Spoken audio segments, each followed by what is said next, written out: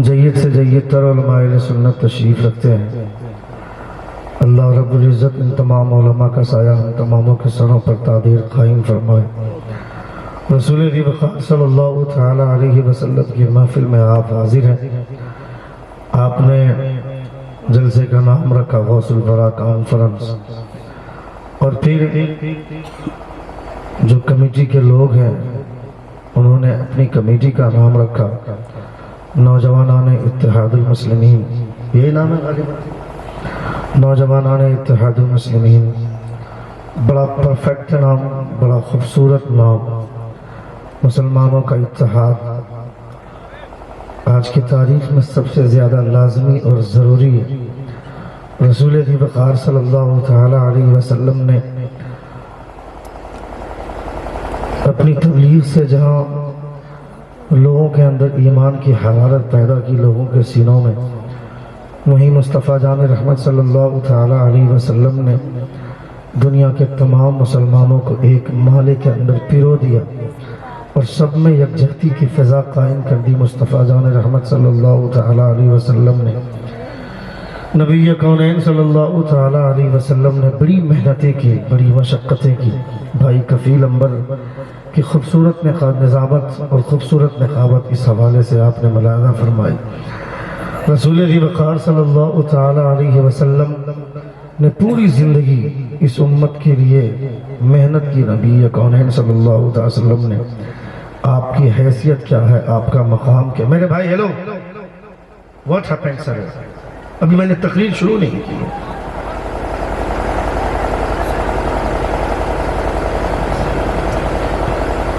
پھر آپ محبتوں کی بات کرتے ہیں، پھر آپ عشق کی بات کرتے ہیں، دیوانگی کی بات کرتے ہیں۔ آپ پیشاب کی ضرورت تقریر میں ہی کیوں پڑتی ہے؟ کیوں جب ایک خطیب خطاب کرنے کے لیے بیٹھتا اسی وقت آپ کو استنجے کی ضرورت پڑتی ہے؟ جلسے کا اصل مقصد خطاب ہے، جلسے کا اصل مقصد تقریر ہے۔ شمس تبریز صاحب رات بھر نعت پڑھیں گے، پوچھ دیں گے کوئی ایک شعر سنا دو تو نہیں سنا پائیں گے، مگر ایک خطیب نے بیٹھ کر 1 گھنٹے کی تقریر میں اگر نبی کی ایک حدیث پیش کی اور یہ کہا کہ حضور نے فرمایا کہ پانی 3 سانس میں پینا چاہیے، مر جائیں گے پھر بھی یہ حدیث یاد رہے گی آپ کو مصطفیٰ کی۔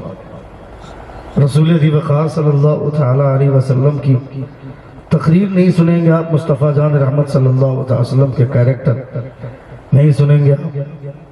یہ کس کی ضرورت کی چیزیں ہیں؟ یہ ہماری ضرورت کی چیزیں ہیں۔ نعت نبی صلی اللہ تعالی علیہ وسلم سن کر مچلنا یہ تو ہماری شان ہے، ہم مچلیں گے، مگر وہیں خطاب بھی سننا ہماری ذمہ داری ہے نا۔ کوئی دوسرا نہیں سنے گا، ہمیں سننا، جس سے سیکھیں گے، جس سے مصطفیٰ کا قانون سیکھیں گے، جس سے نبی کونین صلی اللہ تعالی علیہ وسلم کی تہذیب سے ہم اپنے آپ کو آراستہ کریں گے۔ یہ ساری چیزیں ہماری ذمہ داری ہیں۔ آج دنیا کہاں سے کہاں چلی گئی، مسلمان اب تک اپنے آپ کو نہیں پہچان سکا۔ جن لوگوں کو کل تلک مندروں کے سیڑھیوں پر پاؤں رکھنے کی اجازت نہیں تھی، ان کو یہ کہا جاتا تھا کہ تم مندر کے سیڑھیوں پر بھی پاؤں نہیں رکھ سکتے ہو ورنہ ہمارا مندر اچھوت ہو جائے گا۔ دلت، بھنگی، شمار، اس ٹائپ کے لوگوں کو مندر کے سیڑھیوں پر بھی پاؤں رکھنے کی اجازت نہیں تھی، مگر ان کے دماغ میں بھی اب یہ بات بیٹھ گئی کہ میں ہندو ہوں، یعنی انہیں بھی یہ احساس ہو گیا کہ میں ایک ہندو ہوں۔ ایک ہندو کو ہندو ہونے کا احساس ہوا، کرسچن کو کرسچن ہونے کا احساس ہوا، سکھ کو سکھ ہونے کا احساس ہو گیا، مگر مسلمان اب تک نہیں جان سکا کہ میں مسلمان ہوں تو ہماری حیثیت کیا ہونی چاہیے، یہ نہیں جان پائے۔ آپ کون ہیں؟ نبی کونین صلی اللہ تعالی علیہ وسلم نے آج سے 1400 برس پہلے مصطفیٰ نے کہا تھا اپنے صحابہ کی موجودگی میں کہ میں ان لوگوں کو، جن لوگوں نے مجھے دیکھ کر کلمہ پڑھا، دیکھ کر ایمان لایا، میں اسے 1 مرتبہ مبارکبادی پیش کرتا ہوں، اور جس نے مجھے بغیر دیکھے مجھ پر ایمان لایا، میرا کلمہ پڑھا، میں اسے 7 مرتبہ مبارکبادی پیش کرتا ہوں۔ یہ ہے ہم، یہ ہے ہماری شان۔ حضرت یعقوب علیہ السلام و تسلیم اور حضرت یوسف علیہ السلام، دونوں باپ بیٹوں میں جدائی ہوئی، 40 سال تک دونوں الگ رہے۔ 40 سال کے بعد جب دونوں باپ بیٹے کی ملاقات ہوئی اور پھر دونوں اس قدر گلے مل کر رونے لگے، اتنا روئے کہ بے ہوش ہو کر گر پڑے، پھر سے ہوش میں آئے، پھر دونوں باپ بیٹے گلے مل کر رونے لگے، پھر ہوش میں آئے، پھر گلے مل کر رونے لگے، روتے روتے بے ہوش ہو گئے۔ حضرت بلبل سدرہ جبریل امین علیہ الصلوۃ والتسلیم فرماتے ہیں پروردگار میں نے آج تک ایسی محبت دنیا میں کبھی نہیں دیکھی۔ خدا فرماتا ہے جبریل اس سے 70 گنا زیادہ محبت میں اپنے حبیب کی امت سے کیا کرتا ہوں۔ زور سے کہیں یہ ہے آپ کی شان، یہ ہے آپ کا مقام کہ اللہ رب العزت آپ سے اتنی محبت فرماتا ہے۔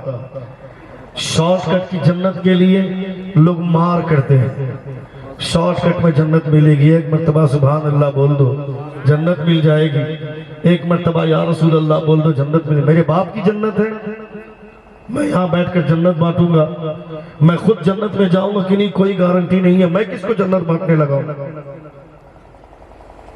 حضور اعلیٰ حضرت فرماتے ہیں، تفسیر حضور اعلیٰ حضرت کے والد گرامی تفسیر علم نشرہ کے شروع میں آپ نے لکھا ہے کہ جہاں کا مولوی، جہاں کا عالم لوگوں کو صرف خدا کی رحمت کی بات بتاتا ہو، خدا کی جنت کی امید دلاتا ہو، خدا کا عذاب کیا ہے، خدا کا خوف کیا ہے یہ نہیں بتاتا ہو، تو لوگوں کو بہکانے کے لیے شیطان کی کوئی ضرورت نہیں ہے، وہ عالم ہی کافی ہے لوگوں کو بہکانے کے لیے۔ یہ ہے ہمارا حال۔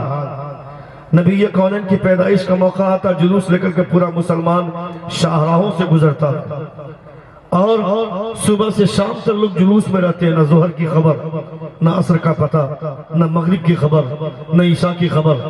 جلوس مصطفیٰ کی آمد کی خوشی میں نکالنا چاہیے، یہ احسان ہے مصطفیٰ کا، اللہ کا، کہ ہمارے بیچ میں اللہ رب العزت نے مصطفیٰ کو پیدا فرمایا، مصطفیٰ کی غلامی ہمیں عطا کی، اللہ رب العزت نے مصطفیٰ جان رحمت کا کلمہ ہمیں عطا فرمایا، یہ خدا کا احسان ہے۔ مگر جلوس نکالتے ہوئے جاتے، ظہر کی نماز کا وقت ہو جاتا، جلوس کو روک کر وہیں سارے لوگ نماز ظہر ادا کر لیتے، خدا بھی خوش ہو جاتا، مصطفیٰ کی روح بھی مسکرا اٹھتی۔ اس پر کبھی غور نہیں کیا ہم کو تو شارٹ کٹ میں جنت چاہیے، آسانی سے آفر والی نمازیں، 50 روپے کا ریچارج کراؤ 1.5 GB ڈاٹا ملے گا، 399 کا ریچارج کراؤ 1 مہینہ تک 1.5 کا ڈاٹا ملے گا، صرف آفر۔ شب برات میں مسجد میں پاؤں رکھنے کی جگہ نہیں ملتی ہے، کیوں؟ 12 رکعت نماز پڑھو گے 12,000 سال کی عبادت کا ثواب ملے گا، مگر نہیں پتا کہ یہ نماز نفل ہیں، اور نماز نفل ان کی قبول ہوتی ہے جنہوں نے پنجگانہ نماز کی پابندی کی ہوتی ہے۔ اس کی فکر کون کرے گا؟ مسجد میں پاؤں رکھنے کی جگہ نہیں ہوتی ہے، اور پنجہ وقتہ نماز میں آدمی کو ڈھونڈنے سے بھی نہیں ملتا ہے۔ یہاں بیٹھ کر مگر مچھ کے آنسو بہاتے ہیں اور کہتے ہیں کہ بابری مسجد شہید ہو گئی، بابری مسجد شہید ہو گئی، اب وہاں پہ مندر بنے گا۔ کل قیامت کے دن اللہ رب العزت جب تمہارے محلے کی مسجد کے بارے میں پوچھے گا کہ تمہاری مسجد خالی کیوں رہی ہے، تو اس کا جواب کیا ہوگا؟ اس کے بارے میں کیا جواب ہے ہمارے پاس؟ ایک گھر میں اگر 9 افراد ہیں، ان 9 افراد میں سے کوئی ایک نمازی ہو جائے کسی گھر میں تو شکریہ، ورنہ وہ 10 کے 10 لوگ بے نمازی ہیں۔ نہ باپ نماز پڑھتا ہے، نہ ماں نماز پڑھتی ہے، نہ بیٹے نماز پڑھتے ہیں، نہ بیٹیاں نماز پڑھتی ہیں۔ کوئی ایک دوسرے کو بول بھی نہیں سکتا ہے کہ میرے لاڈلے تم نماز پڑھو۔ کیسے بولیں گے؟ شوہر بیوی کو بولے نماز پڑھو تو بیوی بولے گی سرتاج آپ پر بھی نماز فرض ہے، آپ پڑھیے نا۔ نہ شوہر بیوی کو بولتا ہے، نہ بیوی شوہر کو چور چور مسیرا بنا۔ اولاد کو کیا کہیں گے؟ میرا بیٹا 10 سال 12 سال کی عمر میں چبوترے میں چوراہے پہ بیٹھ کر اپنے نوجوان چھوکروں کے ساتھ دوستوں کے ساتھ بیٹھ کر پبجی اور فری فائر کھیلتا ہے، اور باپ کو پوچھنے کی بھی ہمت نہیں ہوتی ہے۔ کیسے پوچھے گا باپ؟ جو باپ خود گندی لڑکیوں کی تصویر دیکھتا ہو رات بھر، جو باپ خود یوٹیوب میں فلمیں دیکھتا ہو، وہ اپنے بیٹے کو پبجی کھیلنے سے روک سکتا ہے؟ وہ اپنے بیٹے کو فری فائر جیسے گیم کھیلنے سے روک سکتا ہے؟ میرے 4 سال کی عمر کا بچہ میرے موبائل سے، میرے جیب سے موبائل نکال کر موبائل کا پیٹرن لاک کھولتا ہے، موبائل کی گیلری آن کرتا ہے، موبائل میں یوٹیوب نکالتا ہے، کارٹون نکالتا ہے، تو ہم چوراہے پہ کھڑے ہو کر بولتے ہیں میرا بیٹا بہت تیز ہے، میرا بیٹا بہت دماغ والا ہے، موبائل کا پیٹرن لاک کھولتا ہے۔ میں اس بے وقوف سے کہنا چاہتا ہوں خبردار خبردار، تیرے بیٹے نے کوئی بہت بڑا تیر نہیں مارا ہے جو اتنا ڈھنڈورا پیٹ رہا ہے، تو اس دن ڈھنڈورا پیٹنے کے لائق ہو جائے گا جس دن تیرا بیٹا قرآن کھولنا جان جائے گا۔ اس دن چوراہے پہ کھڑے ہو کر سینہ ٹھوک کر بولنا کہ میرا بیٹا موبائل کا پیٹرن لاک کھولنا نہیں جانتا، میرا بیٹا موبائل کی گیلری آن کرنا نہیں جانتا، میرا بیٹا یوٹیوب کھولنا نہیں جانتا، مگر خدا کا شکر ہے میرا بیٹا قرآن کھولنا جانتا ہے اور قرآن کھول کے قرآن پڑھنا جانتا ہے۔ میرا بیٹا قرآن کھولنا جانتا ہے اور قرآن کھول کر قرآن پڑھنا جانتا ہے۔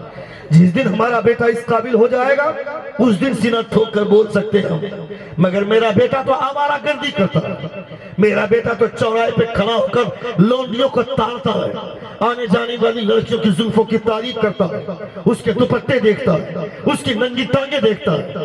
کیسے دیکھتا ہے؟ ہم نے اپنے بچوں کے دماغ میں کیوں نہیں یہ بات بیٹھائی کہ لاڈلے اللہ رب العزت جو تمہارے مقدر میں بیوی عطا کرے گا، اس بیوی کو سنبھال کر رکھنا، خدا اس کی برکت سے جنت میں 70 حوریں تمہارے نکاح دے گا۔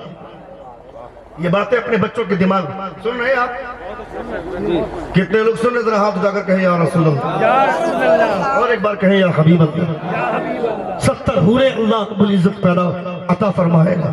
ان حوروں کی خوبصورتی کا عالم یہ ہے، یہ بیوی جس بیوی کے پیچھے ہم نماز چھوڑ دیں، دوسروں کے سامنے جھوٹ بولیں، دوسروں سے دھکا بازی کریں، فریب کریں، فراڈ کریں، یہ بیوی، یہ بے حیا بیوی، اس کو نماز پڑھنے کے لیے بولو تو اس کی نانی مر جائے، نیاز کرنے کے لیے بولو تو صبح سے یہ تیار ہو جائے۔ اسے پتا چلنا چاہیے کہ نیاز سے زیادہ ضروری نماز ہوتی ہے، اس سے زیادہ ضروری چیز نماز ہے۔ نماز کے وقت ہزاروں بہانے، ہزاروں کام کی دہائی، حضرت فاطمہ الزہرا سے بھی زیادہ کام ہوگا کیا تمہارے پاس؟ ابھی کیا کہا شمس تبریز بھائی نے کہ رات بھر سجدوں کا زیور کھنکھناتا رہتا تھا، ایک سجدے میں صبح ہو جاتی تھی۔ اللہ رب العزت نے حضرت مریم کے تعلق سے فرمایا یا مریم ان اللہ اصطفاکی وطہرکی واصطفاکی علی نساء العالمین، دنیا کی تمام عورتوں میں خدا نے مریم کے سجدے کا سلیکشن فرما لیا، مریم کی طہارت کا سلیکشن کر لیا گیا۔ حضرت خاتون جنت فاطمہ مصطفیٰ کی بارگاہ میں گئی، فرماتی ہے اے اللہ کے رسول، اللہ رب العزت نے مریم کے سجدے کے تعلق سے قرآن میں ذکر کر دیا، ان کے سجدے کا سلیکشن ہو گیا، میرے سجدے کہاں گئے؟ تو مصطفیٰ ارشاد فرماتے ہیں اے فاطمہ، مریم کی زندگی بھر کے سجدے ایک طرف اور تیرا ایک سجدہ ایک طرف، دونوں کو تولا جائے گا، مریم کے تمام سجدوں پر تیرا ایک سجدہ بھاری ہو جائے گا۔ وہ ہے فاطمہ کے سجدے، وہ ہے فاطمہ کا تقویٰ۔ ہمارے بچے چوراہے پہ کھڑے ہو کر وہ آوارہ گردی کریں گے۔ مسلمانوں کی بستی کی پہچان آسان ہو گئی آج کے ڈیٹ میں۔ میری بات ہر کوئی ہضم نہیں کر سکتا کیونکہ میں یہاں بیٹھ کر شارٹ کٹ میں جنت نہیں بانٹتا۔ لوگ جنت بانٹنے لگے، ایک دوسرے کو جنتی بولنے لگے۔ یہ تو اللہ رب العزت کے فضل پر ہے کہ خدا نے کسی کے ایک مرتبہ سبحان اللہ بولنے کو خدا نے پسند فرما لیا تو یقیناً جنت میں جائیں گے۔ زور سے بولیے سبحان اللہ۔ سپوز کیجئے یہاں کسی نے ایک مرتبہ کہا یا رسول اللہ، اگر اللہ نے اسے پسند فرما دیا تو یقیناً جنت میں جائیں گے۔ مگر یہاں بیٹھ کر ایک عالم دین مصطفیٰ کی حدیث پڑھ رہا، اسی وقت ایک آدمی اسکت کی وجہ سے اٹھ کر کے جا رہا ہے استنجا کا بہانہ کر کے، خدا نے اسے نہ پسند فرما لیا تو پھر کیا ہوگا؟ آزان ہو رہی ہے، آزان ہوتے وقت میں اگر ایک آدمی ٹی وی کا ریموٹ نکال کر صرف میوٹ بٹن دبا کر ٹی وی سے ساؤنڈ بند دبا دیتا ہو مگر اسکرین پر لڑکی ناچ رہی ہوتی ہے، کرکٹ میچ چل رہا ہوتا ہے، تو اس کو خدا نے ناپسند فرما لیا تو پھر کیا ہوگا؟ اس کے بارے میں کون سوچے گا؟ اس کے بارے میں غور کون کرے گا؟ بنی بنائی بریانی کھا رہے ہیں آپ، ہم سارے لوگ۔ محنت کسے کہتے ہیں، مشقت کسے کہتے ہیں؟ پوچھ امام حسین سے، ان کو کیا ضرورت تھی کربلا جانے کی؟ ماں جن کی خاتون جنت ہو، باپ جن کا فاتح خیبر، جن کا نانا امام الانبیاء ہو، حضرت امام حسین کے نانا مصطفیٰ جان رحمت امام الانبیاء، ان کی ماں خاتون جنت ہے۔ خود حسن و حسین کے تعلق سے نبی کونین نے فرمایا الحسن والحسین سیدہ شباب اہل الجنہ، جنتی نوجوانوں کے سردار ہیں حسن و حسین، یہ حضور فرماتے ہیں۔ زمین پھٹ سکتی ہے، آسمان پھٹ سکتا ہے، مگر مصطفیٰ کے فرمان ٹل جائے ایسا ہو ہی نہیں سکتا ہے۔ نبی نے جو کہا وہ ہو کر رہے گا۔ حضور نے کہا حسن و حسین کو کہ جنتی نوجوانوں کے سردار، مگر گئے خدا کو راضی کرنے کے لیے کربلا۔ حضرت علی اصغر کو لے کر کے جانے کی کیا ضرورت تھی؟ حضرت علی اصغر کے حلقوم پر جب تیر لگا تو آپ نے آسمان کی طرف خون لے کر کے اوپر پھینکا، اور کیا کہا تھا آپ نے؟ کہا تھا اگر آج میرے سامنے میرے جد حضرت ابراہیم ہوتے تو میں ان سے بات کرتا اور کہتا کہ بیٹے کی قربانی آپ نے بھی دی تھی، ہم نے بھی بیٹے کی قربانی دی ہے، مگر آپ نے جب بیٹے کی قربانی دی تھی تو آپ نے پٹی باندھ کر دی تھی، میں بغیر پٹی باندھے اپنے بیٹے کو خدا کی راہ میں قربان کر رہا ہوں۔ وہ ہے میرا حسین۔ اب مجھ کو لوگ جنتی کہہ دیتے ہیں، مسکرا دیتے ہیں، میرا ایک عمل بھی ایسا نہیں ہے۔ پیدائشی مسلمان ہو گئے ہم، میرے باپ کا نام عبدالغفور، میرا نام عبدالرحیم ہو گیا، اور کتے کی طرح دیوار کے کنارے پر کھڑے ہو کر کے پیشاب کرتے ہیں۔ اتنا ٹائٹ لباس پہن لیا کہ بیٹھ نہیں سکتے ہم، کھڑے کھڑے پیشاب کرنا میری مجبوری بن گئی ہے۔ یہ ہے ہماری حالت، یہ ہے ہمارا شیوا۔ ذلیل ہم نہیں ہوں گے تو کون ذلیل ہوگا؟ در در کی ٹھوکریں ہم نہیں کھائیں گے تو کون کھائے گا؟ خدا کا خوف کیا ہوتا ہے، خدا کا عذاب کیا ہوتا ہے، یہ کون جانے گا؟ خدا نے فرمایا یا ایھا الذین آمنوا اتقوا اللہ، اے ایمان والو اللہ سے ڈرو، اور خدا نے فرمایا والعاقبۃ للمتقین، تقوی شعار لوگوں کے لیے، آخرت کا انجام ان لوگوں کے لیے جو دنیا میں تقوی اختیار کرتے ہیں۔ خدا کا خوف، خدا کی خشیت، خدا کا ڈر۔ گھر سے آدمی نکلا بائک لے کر کے، کیا وہ کوئی بات ہو گئی؟ سن رہے ہیں؟ کتنے لوگ سن رہے؟ ذرا ہاتھ اٹھا کر کہیں یا رسول اللہ، یا رسول اللہ، اور ایک بار کہیں یا حبیب اللہ، یا حبیب اللہ۔ ایک آدمی بائک لے کر کے گھر سے نکلا، سنیے گا، بائک لے کر گھر سے نکلا، سامنے پولیس کی گاڑی نظر آئی، لوٹ کر واپس آ گئے۔ گھر والوں نے پوچھا کیا بات ہے؟ کہا سامنے پولیس کی گاڑی کھڑی ہے۔ کیا بات؟ کہا ہیلمٹ بھول گئے، جوتا بھول گئے، گاڑی کا انشورنس پیپر بھول گئے، ڈرائیونگ لائسنس بھول گئے، گاڑی کا پیپر بھول گئے، یہ ساری چیزیں لے کر کے جائیں گے تب وہاں کراس کر پائیں گے۔ نہیں سمجھا آپ نے؟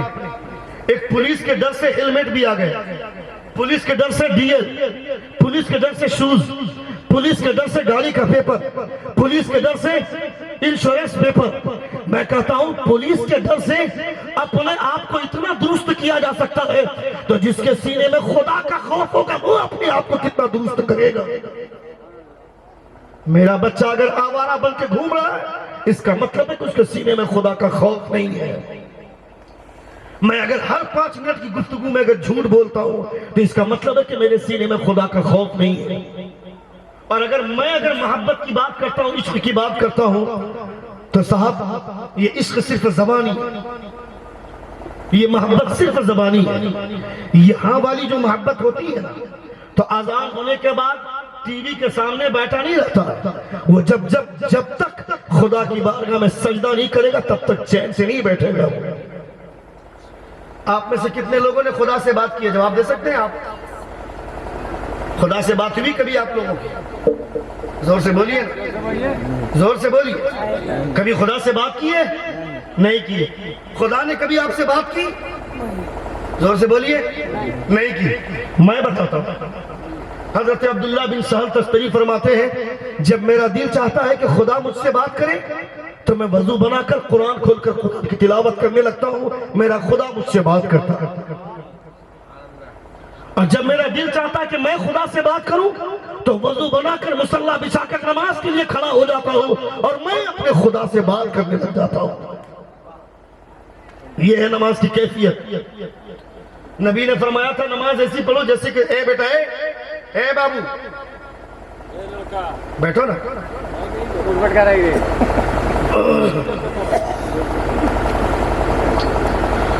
حضور نے فرمایا نماز ایسی پڑھو جیسے کہ تم خدا کو دیکھو۔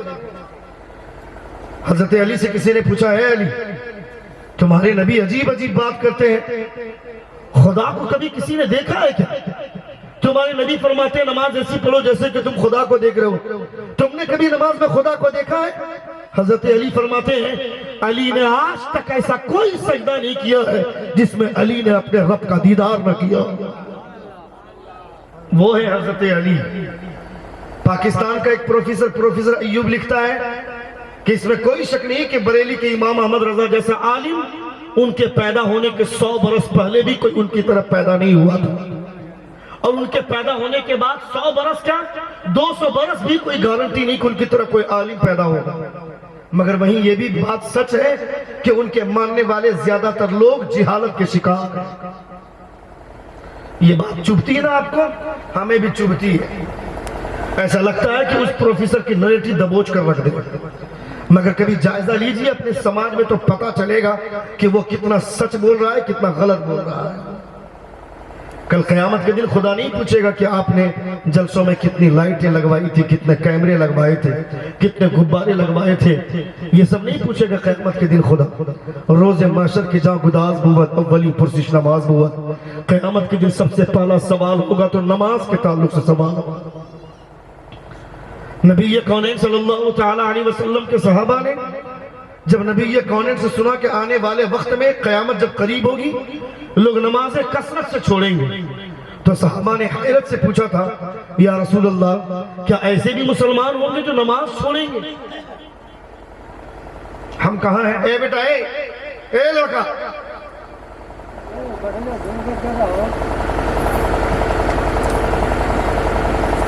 جانے دو اسے،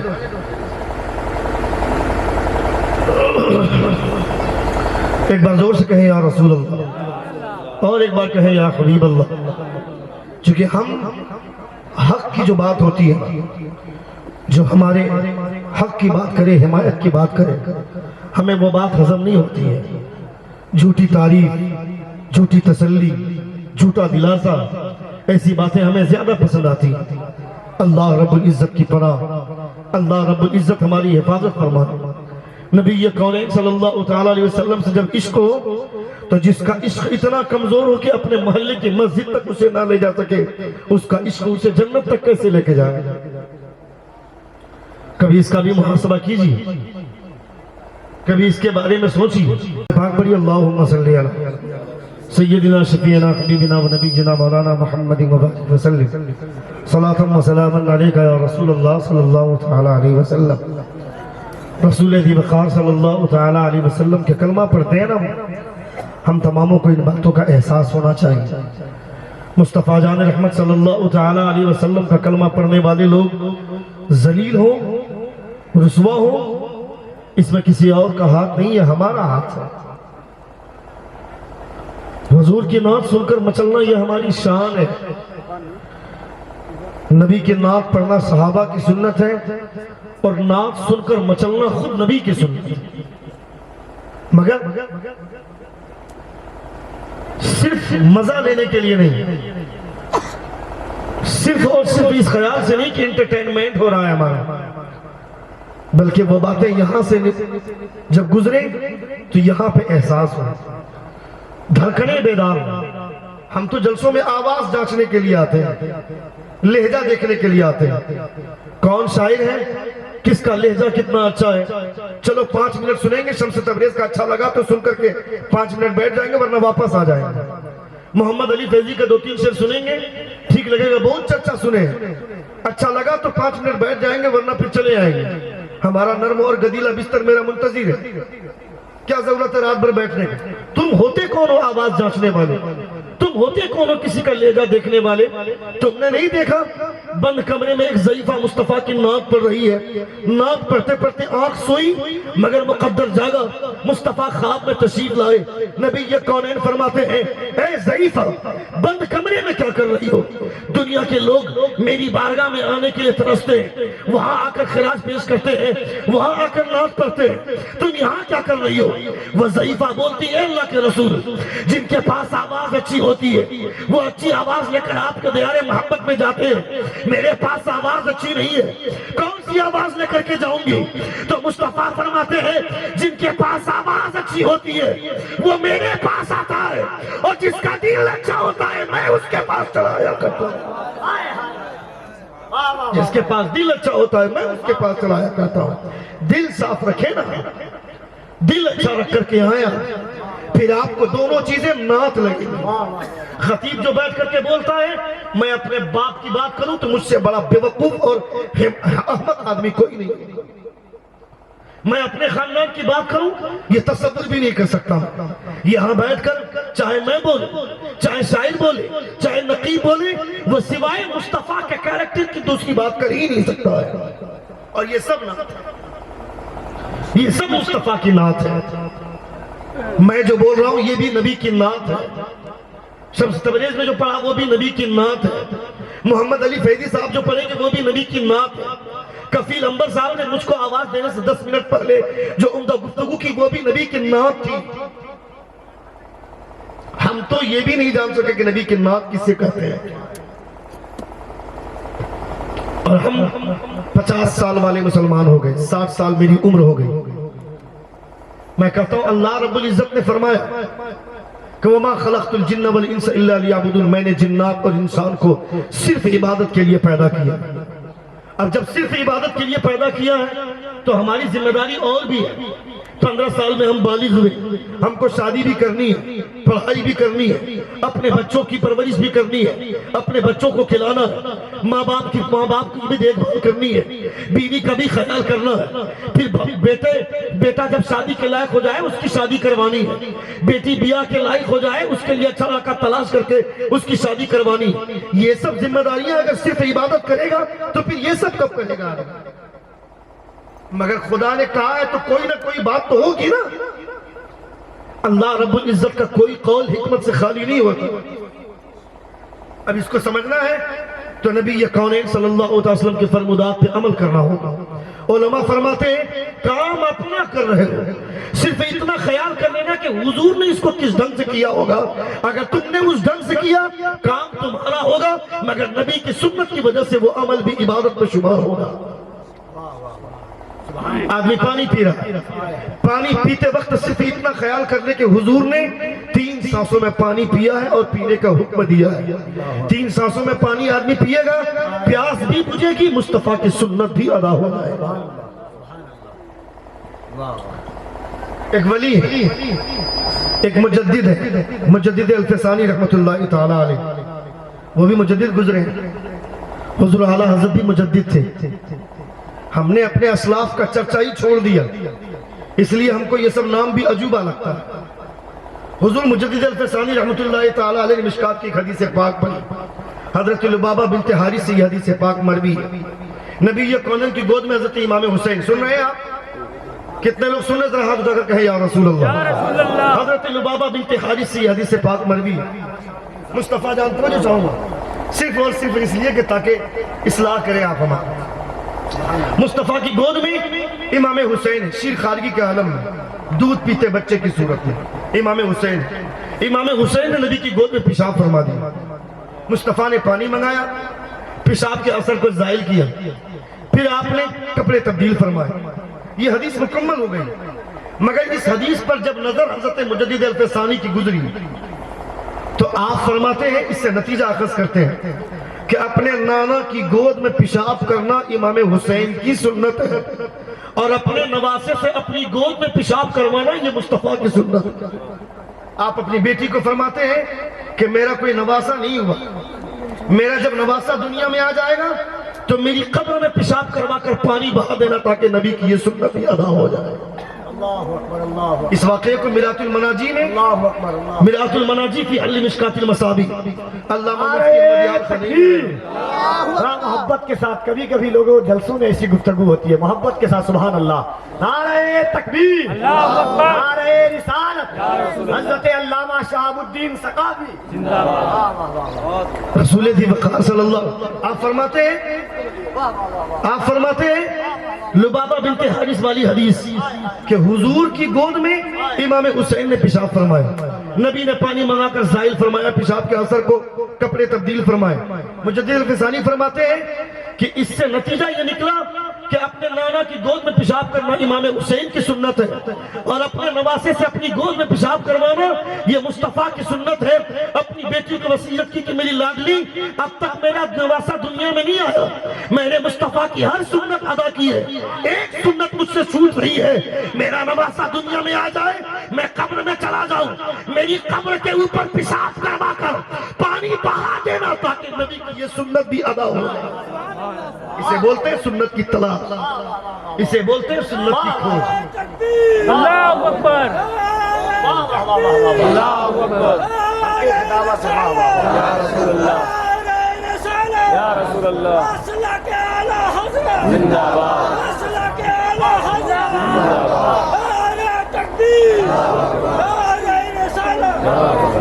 اسے بولتے ہیں سنت کی طلاق، اسے بولتے ہیں سنت کی کھوج، سنت کی جستجو۔ دو صحابی ہیں سفر میں، ایک صحابی ندی کراس کر گئے، دوسرے صحابی کھڑے ہیں۔ اس صحابی نے جو ندی کراس کر گئے وہ ان سے پوچھتے ندی میں پانی کم ہے، ندی کراس کیوں نہیں کر رہے؟ وہ صحابی فرماتے ہیں میں جانتا ہوں ندی میں پانی کم ہے، میں آسانی کے ساتھ کراس کر جاؤں گا، مگر میں یہ سوچ رہا ہوں کہ آج سے کچھ دنوں پہلے مصطفیٰ اس راستے سے گزرے تھے، جب نبی ندی کو کراس کیے ہوں گے تو پہلے کون سا پاؤں مصطفیٰ نے نبی نے داخل کی ہوگی، میں وہی پاؤں داخل کروں گا جو پاؤں نبی نے داخل کیا ہے، تاکہ ندی کراس بھی کر جاؤں اور مصطفیٰ کی سنت بھی ادا ہو جائے۔ اور ہم اسٹائل مارتے ہوئے چائے کی دکان پہ کھڑے کھڑے چائے پیئیں گے، بیسلری کی بوتل کھول کر اسٹائل مار کر کھڑے کھڑے پانی پیئیں گے، شرم نہیں آتی؟ مجھ کو تو احساس تک میرا مر گیا، ہم نے تو اپنے احساسات کو دفن کر دیے، نہ سنت کا خیال، نہ فرض کا احساس، نہ واجبات کے تعلق سے ہمارے تخیلات، کچھ بھی نہیں سہا، پھر بھی ہم یہ آس لگا کے بیٹھے کہ مجھ کو جنت میں جانے سے کوئی نہیں روک پائے گا، یہ یقین کر کے بیٹھے، یہ یقیناً اگر حضور نے چاہ لیا، حضور نے کیا فرمایا سنیے، اے بیٹا اے اسٹاپ دے، روک دو اس کو تھوڑی دیر، تمہارے لیے بھی تقریر اتنا ہی ضروری ہے جتنا ان کے لیے، چائے پلاتے وقت تقریر سنو گے تم؟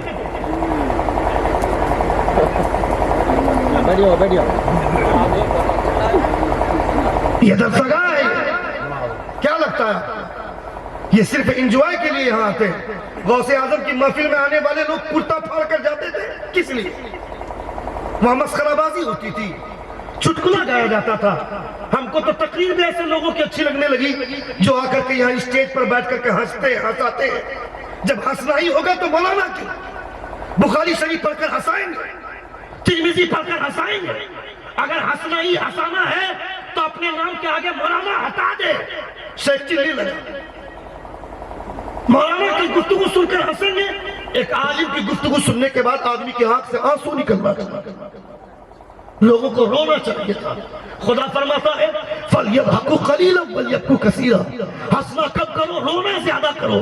جو یہاں زیادہ ہنسے گا قیامت میں روئے گا، جو یہاں زیادہ روئے گا قیامت میں ایسا مسکرائے گا، ایسا مسکرائے گا کہ حضور اعلیٰ حضرت فرماتے ہیں پیش حق مژدہ شفاعت کا سناتے جائیں گے، آپ روتے جائیں گے، ہم کو ہنساتے گئے۔ نعرہ تکبیر، نعرہ رسالت، غوث الورا کانفرنس، حضرت علامہ شہاب الدین ثقافی، سبحان اللہ۔ آپ روتے جائیں گے، ہم کو ہنساتے جائیں گے۔ ہم نے صاحب غور نہیں کیا ہماری زندگی کہاں سے کہاں چلی گئی۔ میرا بیٹا اپنی زندگی تباہ کر رہا ہے، ایک باپ کی ذمہ داری ہے کہ کبھی رات کے سناٹے میں اس کے کمرے میں جھانک کر دیکھے ایک باپ کہ اس کے کمرے سے جو ہلکی ہلکی آواز آ رہی ہے کہیں کسی سے بات تو نہیں کر رہا ہے، کہیں کسی سے واٹس ایپ میں چیٹ تو نہیں کر رہا ہے، یا ویڈیو کالنگ میں بات تو نہیں کر رہا ہے۔ میں گاؤں میں چودھری اور مکھیا بن کر گھوم رہا ہوں، میرا سماج میں میری عزت ہے، میرا وقار ہے، مگر میرا بیٹا میری ناک کٹائے گا، میری بیٹی گھر کے کونے میں ایک الگ کمرے میں سوتی ہے، وہ کبھی اس کے بارے میں جائزہ لیجئے۔ میری بیٹی پڑھائی کے نام پر کہیں بات تو نہیں کر رہی ہے، اسے پابندی نہیں بولتے، اسے شک کرنا نہیں بولتے، اسے اپنی بیٹی کا خیال رکھنا بولتے۔ کس نے کہا؟ لڑکیاں بولتی ہیں، لڑکے بولتے ہیں آپ ہم پر شک کرتے ہیں، اس کو شک نہیں بولتے ہیں۔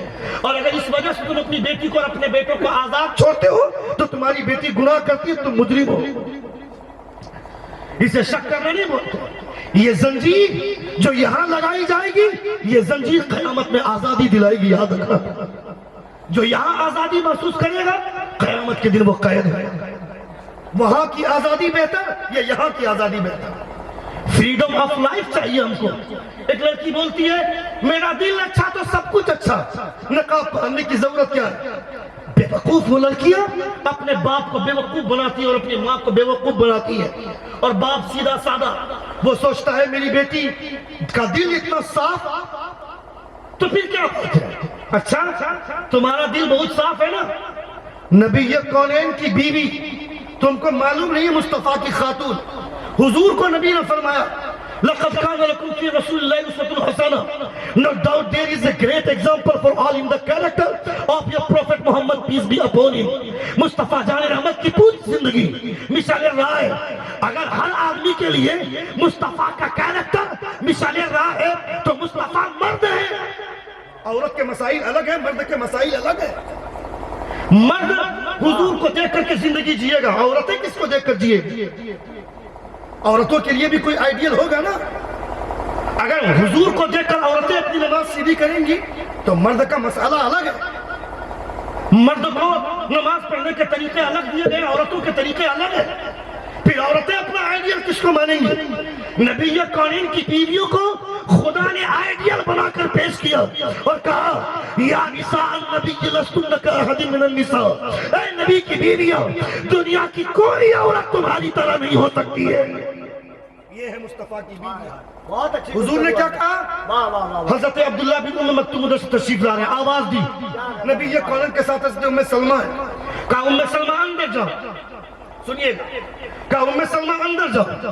حضرت ام سلمہ فرماتی ہے اللہ کے رسول وہ تو نابینا، اس کے اندر تو دیکھنے کی طاقت نہیں ہے، مجھے اندر کیوں بھیج رہے ہیں؟ نبی کیا فرماتے ہیں؟ ام سلمہ وہ نہیں دیکھ سکتا ہے تو کیا ہوا، تم تو دیکھ سکتی ہو نا، پردہ دونوں کے لیے لازمی ہے۔ حضور کی بیوی سے بھی زیادہ دل کسی کا صاف ہوگا کیا؟